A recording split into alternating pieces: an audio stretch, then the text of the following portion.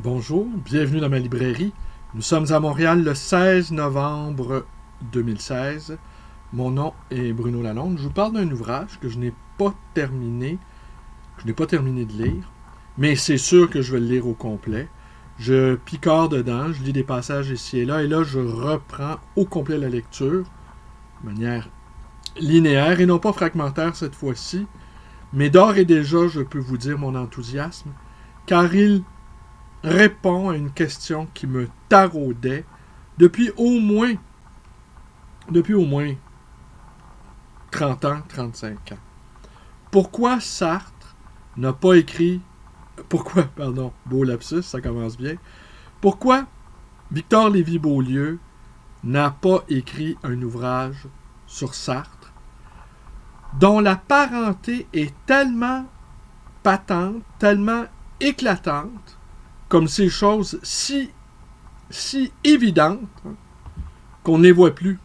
Comme la lettre cachée de Hawthorne, n'est-ce pas, que vous connaissez. Alors, ce livre, c'est celui de Yann Hamel, Le cétacé et le corbeau, de Jean-Paul Sartre à Victor Lévy-Beaulieu. J'ai eu une petite réminiscence quand j'ai vu le titre. J'ai pensé à l'ouvrage L'Ange et le cachalot de Simon Leys. Mais je ne serais pas étonné que ce n'est pas là une réminiscence, une sorte de dévoilement inconscient, mais peut-être une allusion à Simon Leys. Parce que Yann Hamel est assurément un fin lecteur et il a placé à l'intérieur de son livre des citations, si je me donnais peut-être la peine de toutes les relever, sont glanées ici et là. On sait bien que la littérature, c'est une sorte de grande courte pointe, et à l'instar de Lautréamont, Sartre rêvait d'un livre global, d'un livre total, et qui aurait rassemblé l'ensemble de tous les livres ayant existé. Je ne dirais pas que Sartre annonçait la mort de l'auteur, hein, la doxa foulcaldienne, mais d'une certaine façon, oui. Alors, c'est quoi l'intérêt de ce livre-là, de Yann Hamel? D'abord, le ton d'écriture, c'est un carnet. C'est un carnet d'un projet. Alors, il écrit de manière journalière cette hypothèse, qui à mon avis est parfaitement fondée, l'influence de Sartre sur le travail de Beaulieu. Au fond, les deux visaient à une écriture totale, totalisante, qui rejoignait tous les champs, la philosophie, le roman, la critique littéraire. Dans le cas de Sartre, il s'est abstenu de faire de la poésie. Il a écrit une chanson, qui a été interprétée par Juliette Gréco. Et ce que nous dit Yann Hamel, c'est qu'au fond, peut-être Beaulieu a renâclé devant cette confrontation avec cet esprit frère, cet esprit géant, Sartre, qu'il a peut-être devant la tâche assez effarante, parce que se mesurer à Sartre, c'est se mesurer à des centaines. Je pense que Sartre a publié une centaine de milliers de pages. Quelque chose d'absolument effarant. C'est une expérience de l'écriture. Son Flaubert fait plus de 3000 pages. Mais la démarche de Hamel commence par un double désenchantement. Une peine d'amour qui le bouleverse, qui le met en retrait de la société. Et ça, c'est le point de départ également de la nausée de Sartre, où Antonin Roquentin, désabusé, décide de se consacrer à un personnage historique, est complètement désabusé, et on sent Le désenchantement d'Hamel est aussi un désenchantement par rapport à l'institution universitaire. Beaulieu et Sartre ont également ce point commun. Beaulieu est un autodidacte.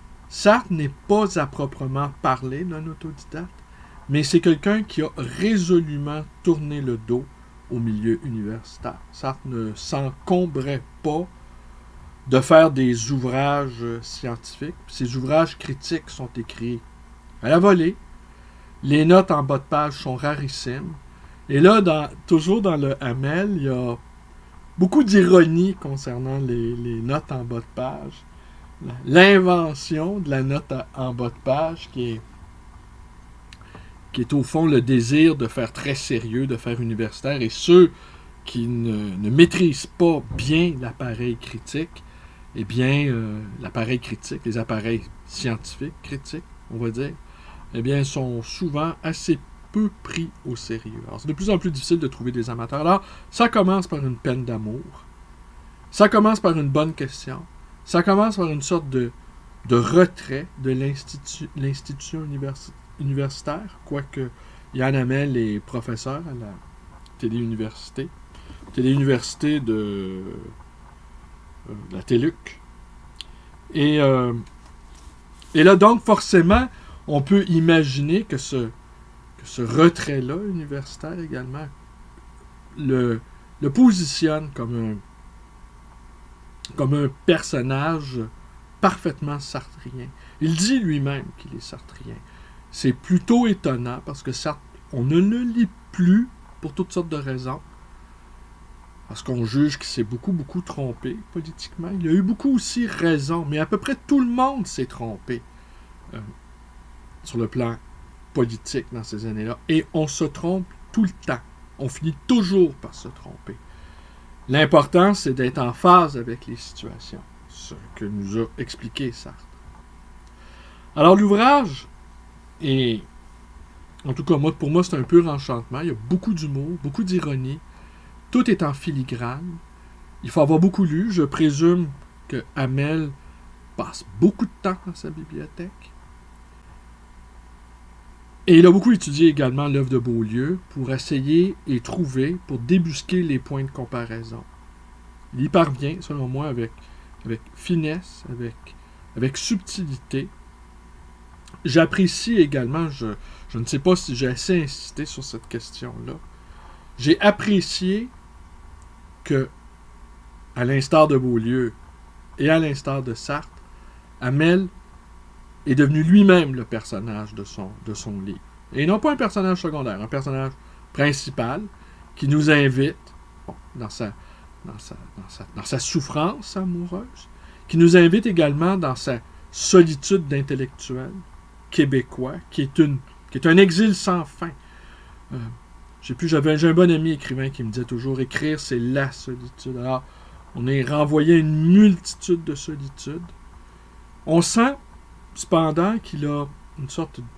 On sent qu'il n'a pas une sorte, il a une véritable admiration, peut-être une pointe de jalousie pour Beaulieu, qui, de son 3 pistoles, a des lecteurs. Les ouvrages de Beaulieu sont attendus, les textes qui paraissent encore dans certains journaux sont lus, de même que Sartre, qui avait un électorat. Mais aujourd'hui, on sent que cet électorat-là, dis-je, est difficile à aller chercher. Alors, pour ma part, je ne supporte plus depuis très longtemps de lire des ouvrages où l'auteur ne s'est pas compromis, où l'auteur ne s'est pas mis... On ne peut pas se mettre tout entier dans un ouvrage, vous le savez, c'est impossible, et il y a toujours un mentir vrai par rapport à soi. Puis que le psychanalyste disait, soit on ment aux autres, soit les autres nous mentent, ou soit on se ment à soi-même. J'ai lu ça, une citation sur mon fil Facebook. On y a un paquet d'affaires sur Facebook. Facebook qui est l'écriture en mouvement également. Une écriture collective. Je ne sais pas si Sartre aurait écrit sur Facebook. Sans doute le phénomène l'aurait intéressé. évidemment. Il l'aurait sans doute ajouté dans son projet d'écriture totalisante.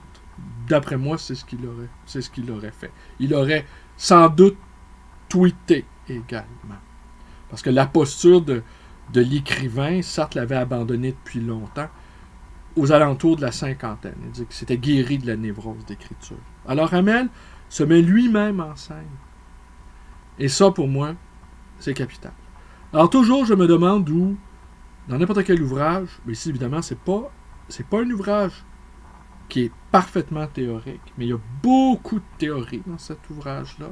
Les théories foisonnent, les hypothèses sont abondantes, elles sont généreuses, elles sont astucieuses. Il y a des pistes un peu partout qui s'ouvrent. L'ouvrage se termine par une rencontre avec Beaulieu, qui admet avoir subi l'influence de Sartre. Il lui confie avoir été à Paris, jeune homme, et son éditeur, Flammarion, l'avait invité à rencontrer qui voulait à Paris. Vous savez, Paris, c'est comme une ville de province. Je suis allé quelques fois, on croise des écrivains très connus comme ça, là, qui marchent un peu partout. C'est pas comme ici, exemple. Et donc, il avait été trop intimidé à la perspective de rencontrer Sartre. Et de toute façon, qu'est-ce qu'on peut dire? Qu'est-ce qu'on aurait pu dire à Sartre? Vous savez, il y a ce critique, Jean Larose, qui fréquente ma boutique. Lui a fait ses études à Paris. Et il me disait qu'il voyait de temps en temps Beckett et qu'il n'avait jamais osé l'aborder en me disant, qu'est-ce qu'on peut bien dire à Beckett? Alors, c'est mon ami Emmanuel Simard, poète et libraire, chez Gallimard, sur la rue Saint-Laurent, qui m'a recommandé chaleureusement l'ouvrage de Yann Hamel, qu'il soit ici remercié. Je vais le finir parce que de toute façon, on pourrait le dire, on n'est pas obligé de finir un livre pour avoir une petite idée de ce qui se passe. Sartre finissait très très rarement les livres lus, et incluant les romans policiers dont il était très friand. Alors dès qu'il comprenait ce qui se passait, dès qu'il pouvait anticiper la suite, voire la chute, il laissait tomber le livre. Dans ce cas-ci, je ne le ferai pas, parce que c'est une véritable expérience de lecture, une véritable expérience d'écriture. Je ne vous lirai pas un passage. Il y a un passage ici où il gourmande Jean-Étier Blais qui occupait aujourd'hui plus personne. Jean-Étier Blais serait bien contré, le malheureux, de voir le sort qu'il a fait à son travail. C'est une sorte d'autorité. Et les autorités, là, on va dire qu'il y a une crise d'autorité, heureusement, c'est presque une bonne nouvelle que des autorités comme Blais, qui ne sont pas de la plus haute autorité, ne sévissent plus. Mais je crois cependant que des gens qui auraient envie d'exercer leur autorité, mais qui ne trouvent pas de lieu pour l'exercer, eux demeurent très nombreux.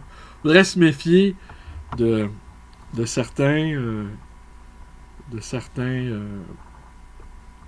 profs qui n'ont pas réussi à trouver une audience et qui prennent les autres pour un public. Si vous n'avez pas eu à subir ce genre de fâcheux, c'est une belle expérience dans votre vie. Il faut l'avoir éprouvé d'assez près pour savoir à quel point le mérite des profs qui enseignent, c'est que normalement, quand ils sortent de leur classe, ils n'ont pas envie de poursuivre leur magistère. Mais un prof manqué, il peut exercer son magistère quasiment sur la terre entière. Et c'est assez pénible, merci.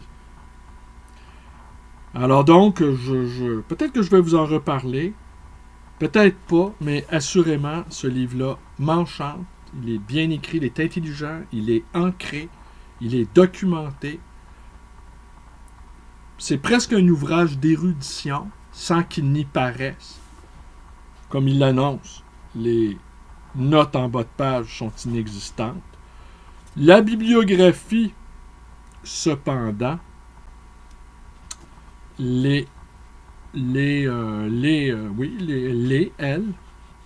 on y retrouve entre autres évidemment les œuvres de Sartre.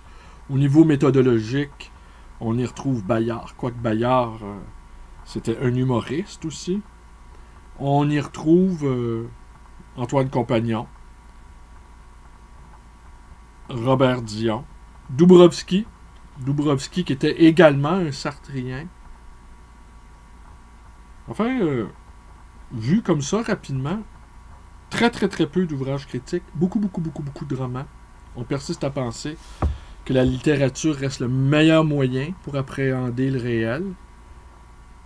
Et ben voilà, pour les amateurs de Sartre et les amateurs de Beaulieu, le Cétacé et le Corbeau, de Jean-Paul Sartre à Victor Lévy-Beaulieu, de Yann Hamel. Alors je vous remercie. Portez-vous bien, connaissez la suite, ma chaîne YouTube. Vous pouvez vous abonner, vous pouvez me rendre visite à ma librairie d'occasion, le livre Voyageur dans le quartier Côte-des-Neiges, le quartier universitaire de Côte-des-Neiges. Vous pouvez me téléphoner dans le 514-736-0999. Voilà, merci, bonne journée à tous.